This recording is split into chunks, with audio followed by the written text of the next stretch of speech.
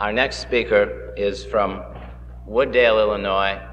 He is Mr. James Stewart. He was a business ad major at Wayne University in Detroit, Michigan. He spent 4 years in the Army of Occupation in Germany as a border guard.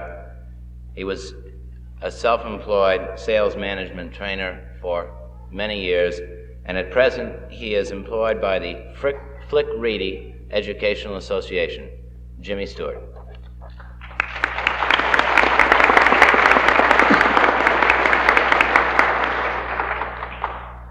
To Jay, to all the other people that have not only contributed to the program in general, but have given so much of their time and their effort, energy, their ideas to the Youth Forum, the first youth program that's been incorporated into the New England Rally. I'd like to extend my thanks for a wonderful job they've done.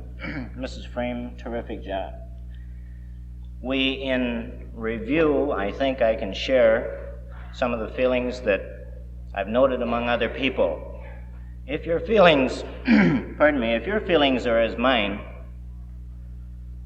I think that we have all fully, in many cases before we arrived, recognized that there was a problem. I think we're aware completely and observing the time, effort, energy, expenditures put into such an affair as the New England Rally, that there are many, many persons across this country vitally concerned with these obvious problems. I think also we can take back with us a little bit more awareness, have gathered some more knowledge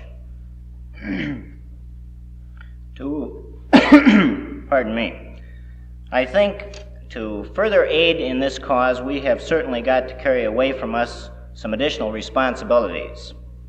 There certainly was information available to us that we were not completely aware of before. Because of this, we have an obligation to continue to learn of the ramifications of many of these problems. We have a continued obligation to inform our friends, our neighbors, and our relatives. And further, and this is the biggest hurdle, we have an obligation to lead and direct. George Washington had said that there aren't 100 people in the whole nation that know what's going on.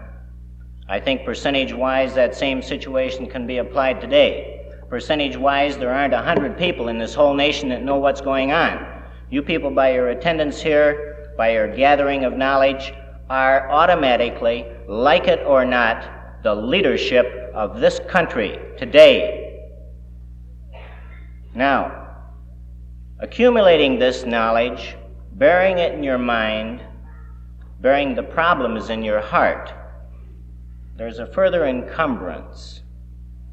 All this knowledge gathered, all the anxiety on our part is practically nil unless we do two things. We continue the obligation of learning, and further, and I think this is highly foremost, unless we develop a more sincere conviction of these obligations that are incumbent upon us. Now, this conviction has to show itself in many respects. It has to show itself in our reaffirmation, our display towards our religion. It has to show itself when we're talking about we may as well, and I certainly think we had better, talk about America at the same time. Too often times, I have heard anti. Many more times, I would like to hear pro. Let's do as well a good job of selling America along the road and the path of speaking about that which is threatening it. Now, it was said in Marx's manifesto that socialism would precede communism. I say to you, let us unveil socialism. Socialism and all its ramifications are the epitome of that which the normal populace reads in the newspaper today. Unless they can identify, we speak about the press and the opposition and the problems, unless the populace can identify in their mind just exactly what socialism is, it in some instances is a problem speaking about communism per se. They have to know what precedes it. This obligation is incumbent upon ourselves to learn and unveil socialism.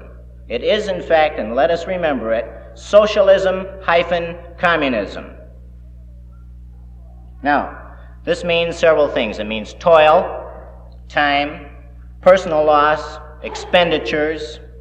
These things certainly, in the main, I'm certain that most of the people in this audience have already felt the effects of.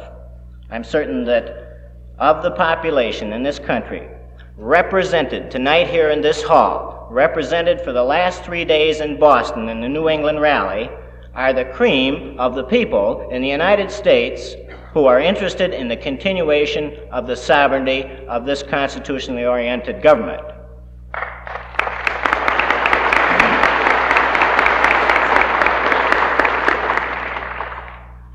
There is about one way, I think, that I can identify a true patriot with conviction.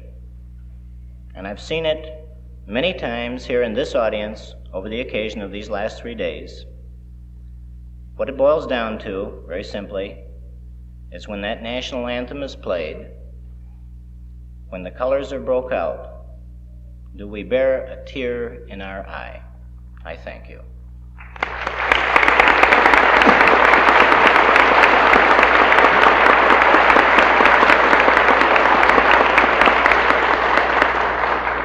Thank you, Jim.